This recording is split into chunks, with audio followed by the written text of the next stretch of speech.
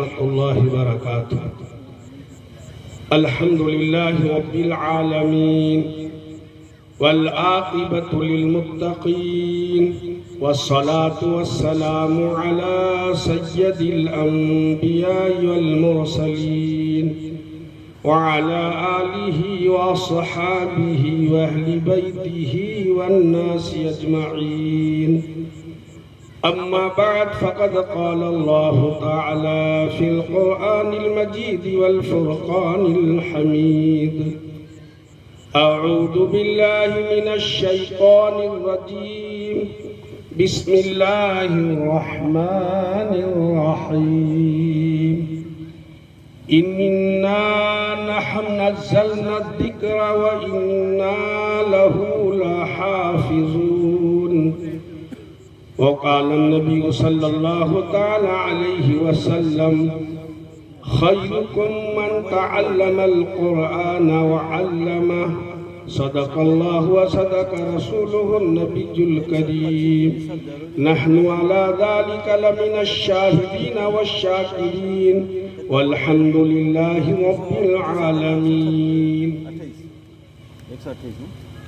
Stage पर मौजूद उलमाए किराम और सामने बैठे हुए बहुत ही मुअज़्ज़ज़ और मुकर्रम दीनी भाइयों, बुजुर्गों और नौजवानों और पर्दे के पीछे बैठी हुई मेरी पर्दा नशी माएँ और बहनें,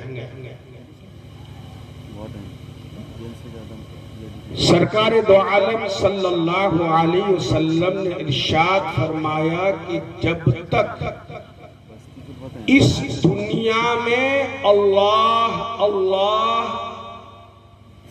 कहा जाता रहेगा तब तक ये दुनिया बाकी रहेगी।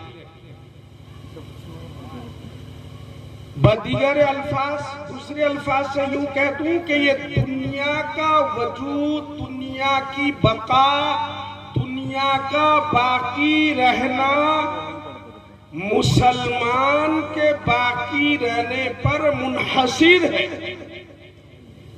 जब इस दुनिया में मुसलमान नहीं रहेंगे तो ये दुनिया खत्म हो जाएगी, कयामत बर्पा हो जाएगा और मुसलमान उस वक्त तक बाकी रहेंगे जब तक दुनिया में कुरान और अहादीस मुबारका मौजूद होंगे। और कुरान जो के हिफाजत अल्लाह कर रहे हैं ज़राए अस्बाब के दर्जे में, वो ये मदारिसे दीनिया है। अभी आपने मौलाना यूसुफ साहब से उसी आयत का तर्जमा सुना था कि अल्लाह पाक ये फरमा रहे हैं, हमने आसमान से जमीन पर जिब्राइल अमीन के जरिया से अपने महबूब जनाब मोहम्मद रसूलुल्लाह सल्लल्लाहु अलैहि वसल्लम पर कुरान नाज़िल किया, उतारा 23 साल की मुद्दत में। फिर अल्लाह यूं फरमा रहे हैं, जिस कुरान को हमने जिब्राइल अमीन के जरिए से प्यारे नबी, चहीते नबी, लाडले नबी, आखिरी नबी, सारे नबियों के सरदार और इमाम जनाब मोहम्मद रसूलुल्लाह सल्लल्लाहु अलैहि वसल्लम पर उतारा था, उस कुरान पाक की हिफाजत खुद हम यानी अल्लाह कह रहे हैं कि मैं करूंगा। और ये ज़रबुल मसल कहिए, कौल कहिए, कहावत कहिए, मशहूर है कि जिसको अल्लाह रखे कौन उसको चखे। और मुसलमान का अकीदा भी यही होना चाहिए कि अल्लाह सच्चे हैं, अल्लाह का कुरान सच्चा है, अल्लाह के सारे नबी सच्चे हैं और नबियों पर जो किताबें उतरी हैं वो भी सारी किताबें सच्ची हैं क्योंकि अल्लाह की तरफ से है।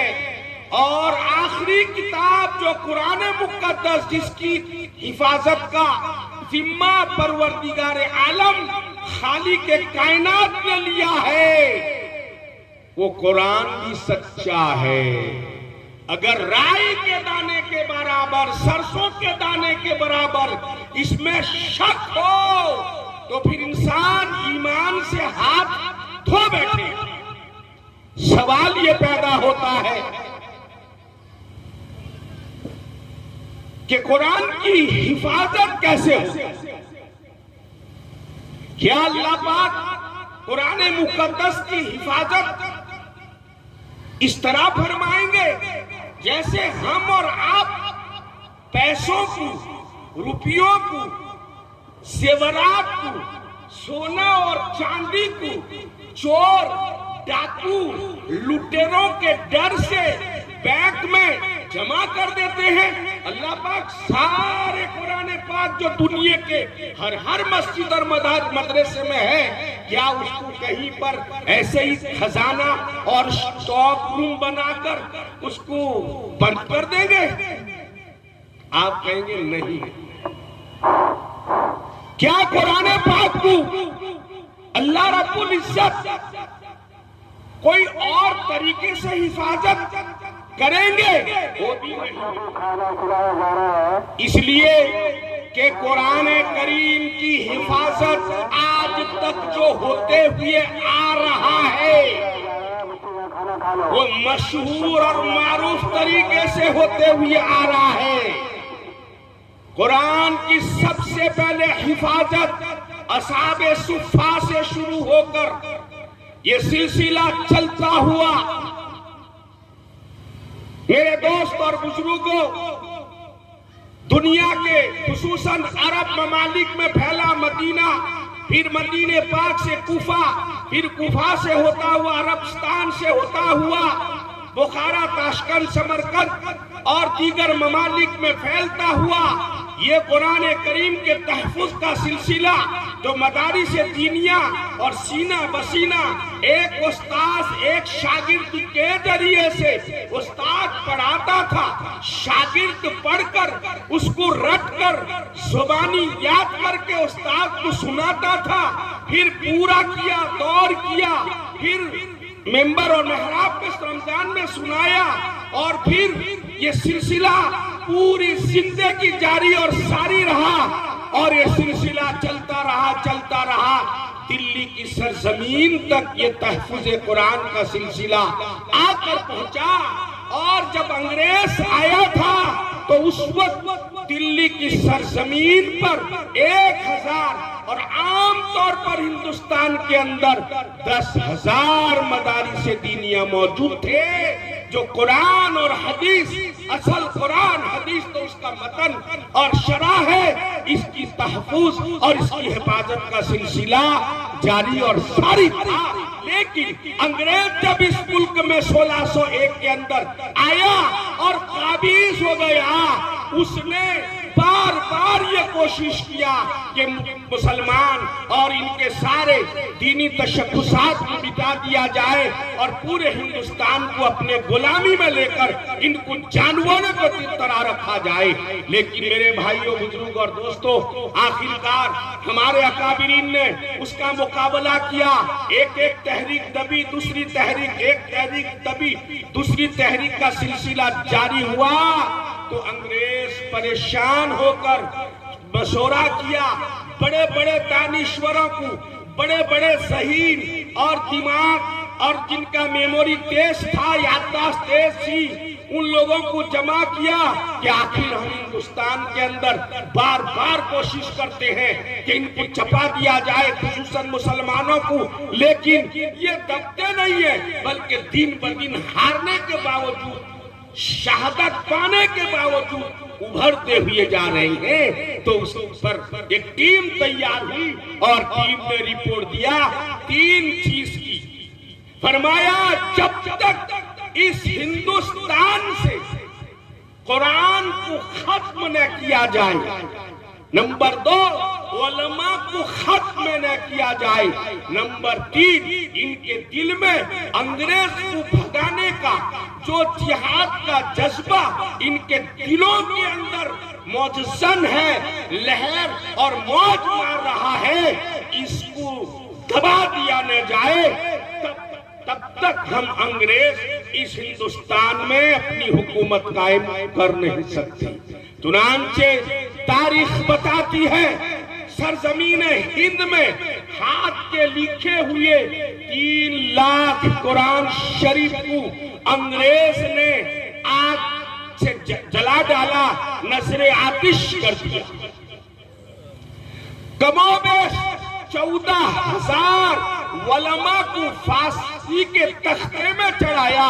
मिस्टर थॉमसन अपनी याददाश्त में लिखता है कि दिल्ली चांदनी चौक से लेकर पड़ोस मुल्क के पेशावर तक जब मैं गुजर रहा था तो बड़े बड़े पेड़ और झाड़ ऐसे कोई खाली नहीं थे जिसमें दाढ़ी टोपी वाले उलमा की लाश लटकती हुई नजर न आती हो।